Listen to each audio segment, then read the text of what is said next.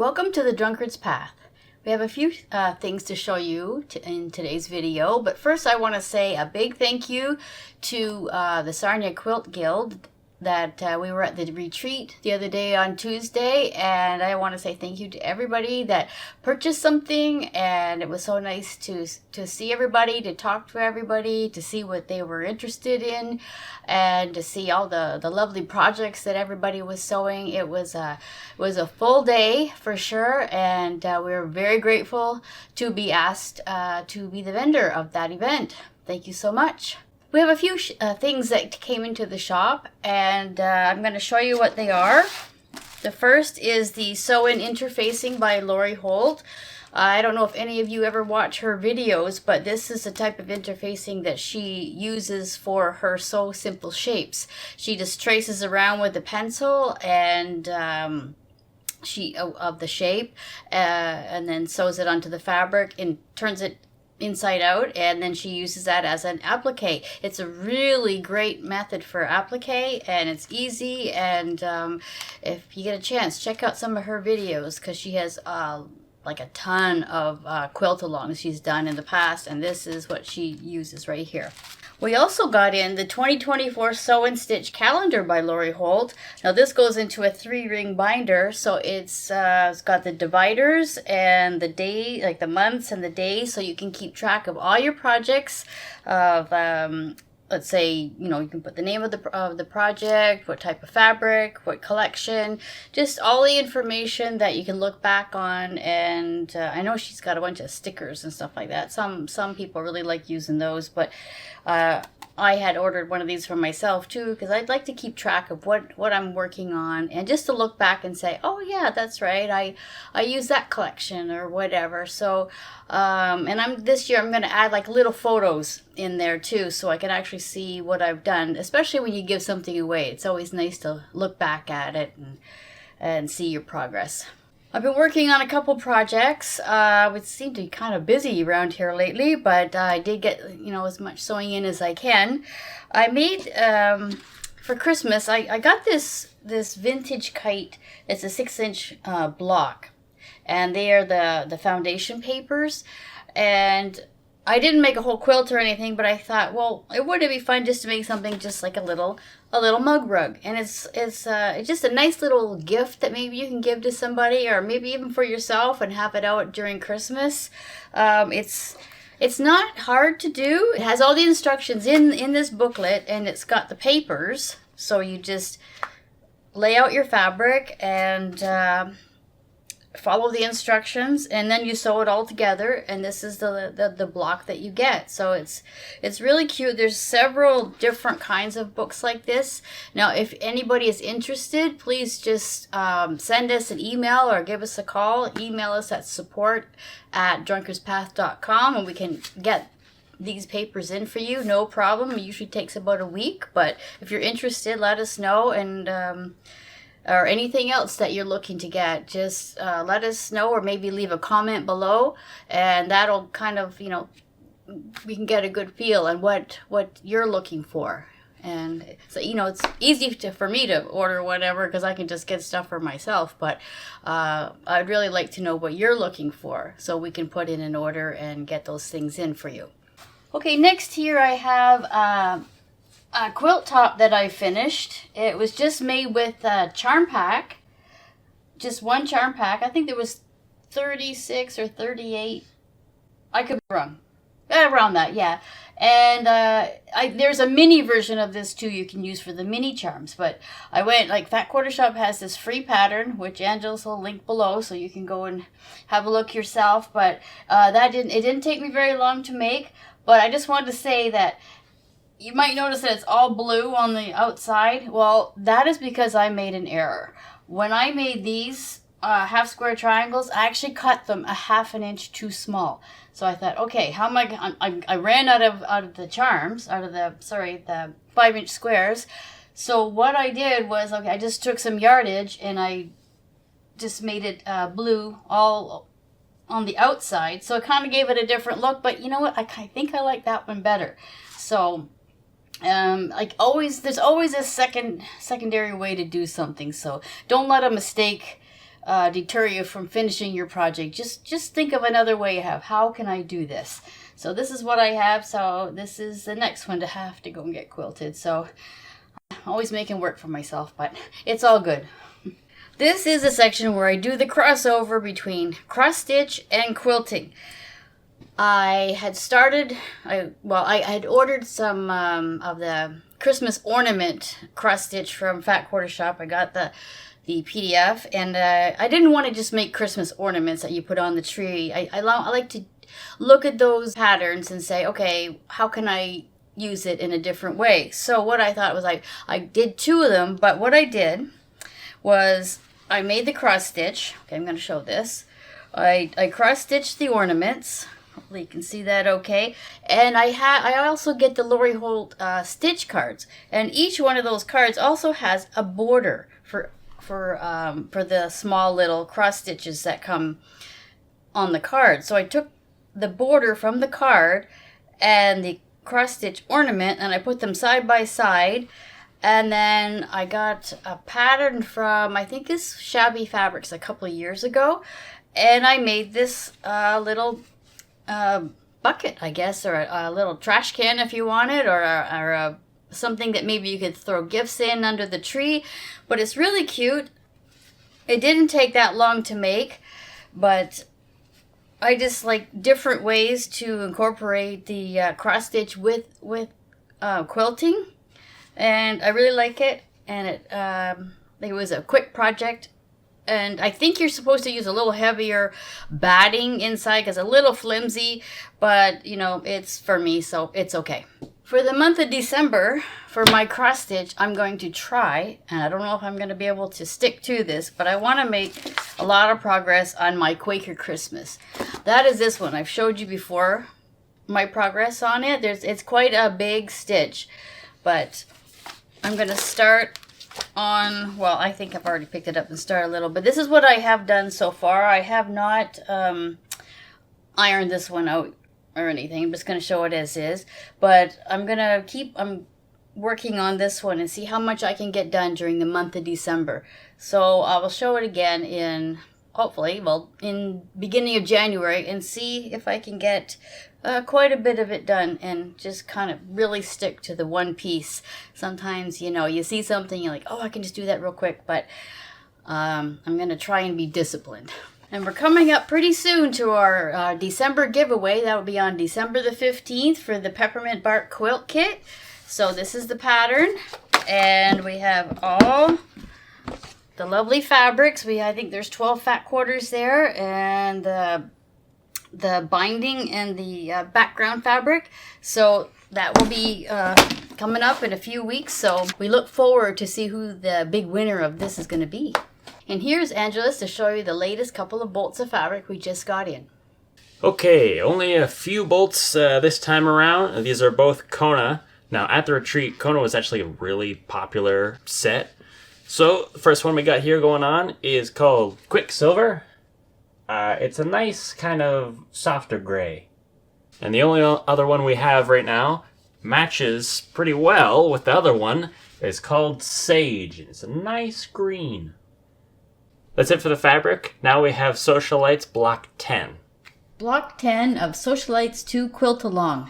This one was designed by Lori Holt, and the block skill level is experienced. So let's get started. What I did was, to save a little time, was I already made my half square triangles where it says make 8. Here's my one, and I cut them down to 1.5 inch. I used my triangles on a roll. Just made these ahead of time, so that's done. So let's go on to the next step. So it says to put a D to the half square triangles and a piece G. So, and it tells me to make 4 of those. Let's make sure that we get them right. So we have the dart going down, a square D, and another one where the dart goes up, and a G. Oops. Tiny. Okay. So what I'm going to do is sew these guys together. And just keep an eye that your orientation is correct. So 1.6 stitch length and down 1/4 inch seam.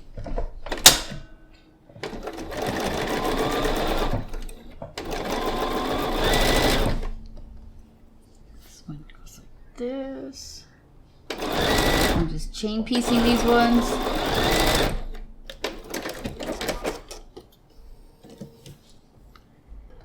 And snip. I'm gonna iron them and then we're gonna piece them together. So that one is just like that.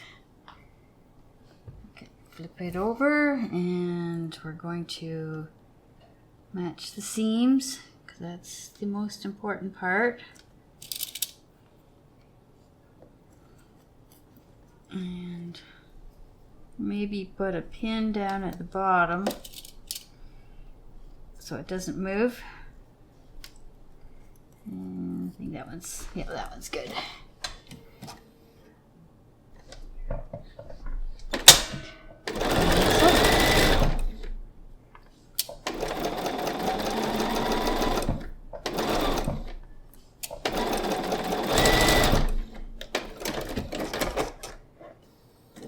Okay, let's see what we have here. Do we match?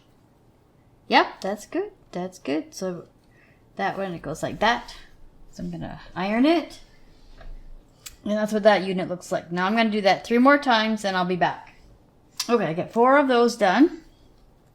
So now I'm gonna put these aside and it says to grab C and we're going to take the squares of H and we're gonna make little flying geese. So let's just do chain piece. One, whoopsie.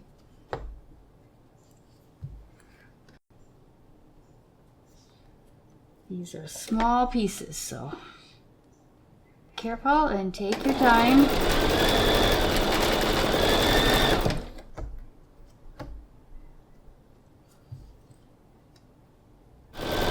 Following the red line to go to the next corner. And one more.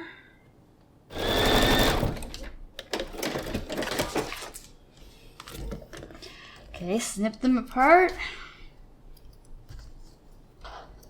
And do a trim.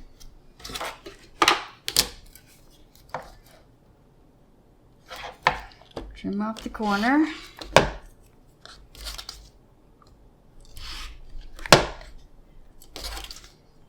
Okay, now I'm going to iron these. Be right back. Okay, I chose to iron them open. Just makes them lie flatter. Now I'm going to do the other side. And we're going to chain piece those. So, put this one on. And this time, go from this corner down. Oopsie. Stay still.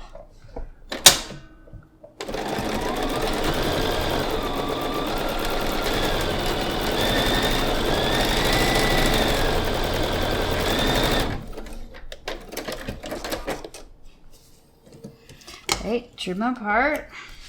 Trim your corners.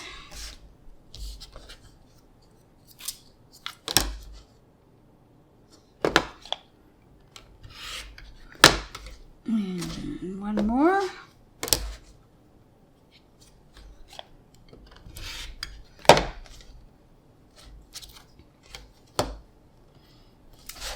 And I'm going to iron these. Okay, here they are. 4, and again I ironed open, make them nice and flat. So we'll put these ones aside, and the next ones are E and I. Now this is exactly the same thing, but instead of this part being white, it's going to be the color, so it's just going to be opposite. So I will do those and I'll be right back. And here we have the other 4. So now it tells us to sew these together. So the dark faces up, the 2 ends, and then this part faces down. So you're going to make that 4 times. So let's just chain piece them together. Let's see. Okay.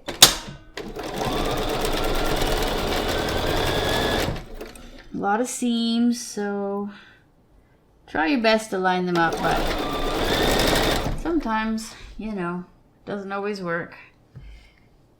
So, goes up, and that goes down.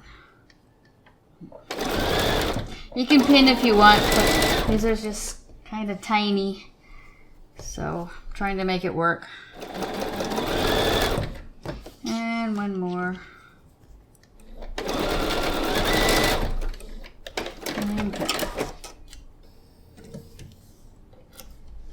Okay, let's see.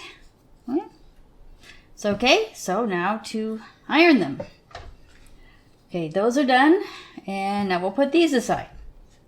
Now it's telling us to take our piece A and our J's. So we're gonna take our A and our J, and we're gonna do a square and a square. So we're gonna do the 2 opposite sides first. So lay it on top. The smaller one goes on the larger one, and they're gonna go again, so corner to corner, as straight as you can get it.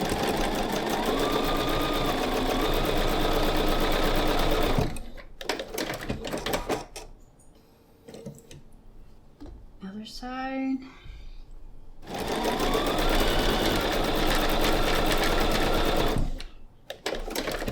Cutting board, and trim off our quarter inch from the seam. One, dip it.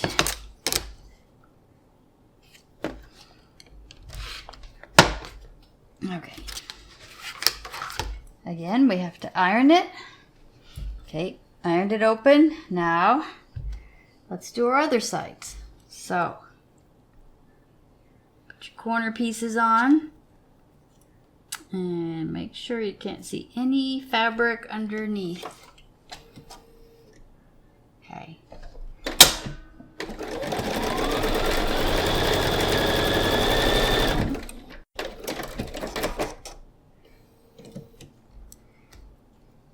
Flip it around and do the other side. And trim.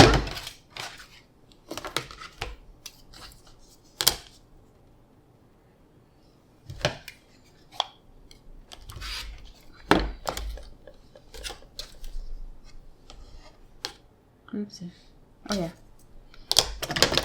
Thread here I missed. Okay.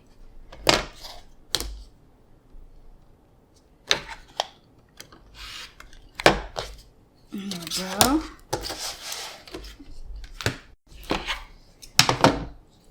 Back to the iron. Okay, it says it should measure 2.5 by 2.5. Let's see how close we are. Let's get my little ruler here. So 2.5. 2.5. Okay. That's that piece. All right. Now it says, let me get all these letters, these alphabets out of the way. Assemble the corner pieces. So we're going to go, so we know that a white square is going to go in each corner. So we're going to flip those, and we're going to put the blue to the top. Now we're going to sew this one together.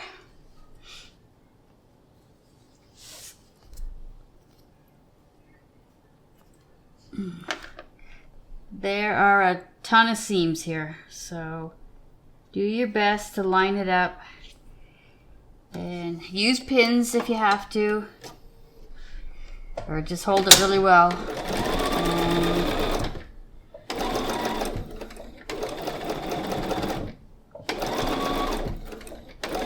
this one, I think you have to take your time. Okay. put the other piece, which we know the white went up in the corner. So we're going to sew that one. Try to keep your nice, consistent 1/4 inch seam. Okay.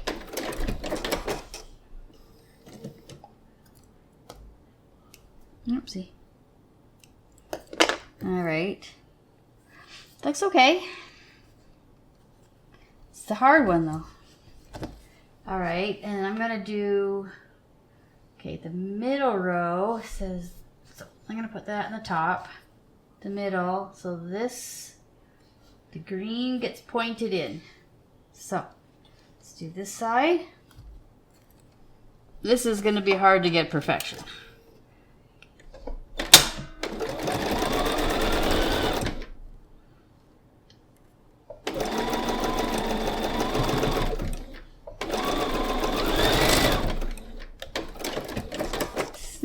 Okay, let's have a look.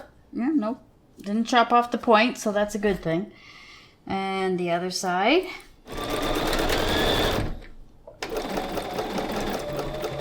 Remember, stay on that side of the green because you don't want to chop off your point. Or whatever color you're using for your geese. Okay, so that probably will iron that way, but I'll wait to the end. So the bottom one goes like that, and make sure you got the flying geese going the right way. Okay. Sew this last row together. So many pieces.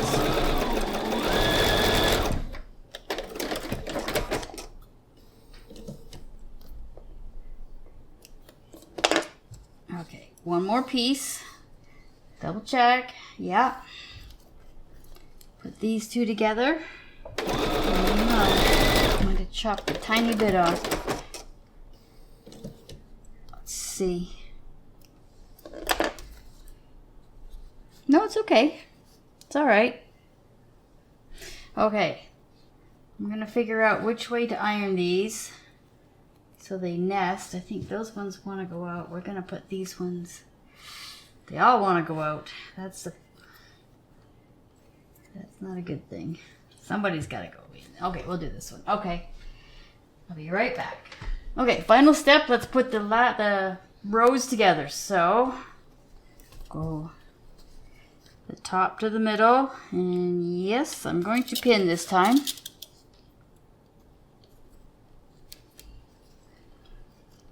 Come up to our nested seams, put a pin, and this one, you can feel it, a pin, and that corner piece,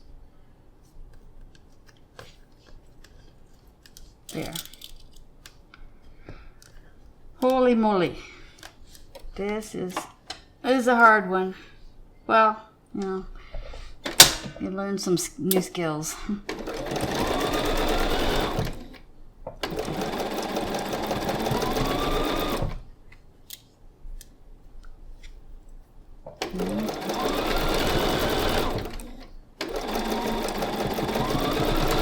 Do watch your fingers.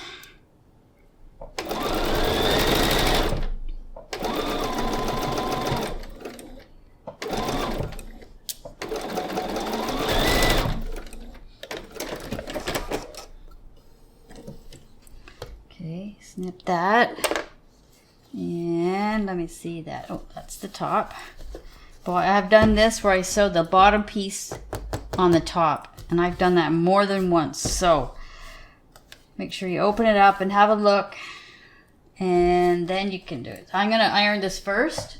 This is gonna be a hard one to get flat because there's just way too many seams. Okay, corners go down, and let's pin this one. Do our best to align everything. Oops, too many pins. That one fits in. Okay.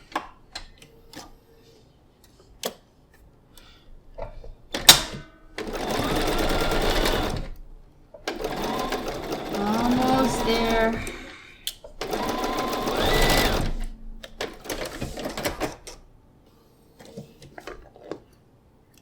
Snip your thread. Let me see how well.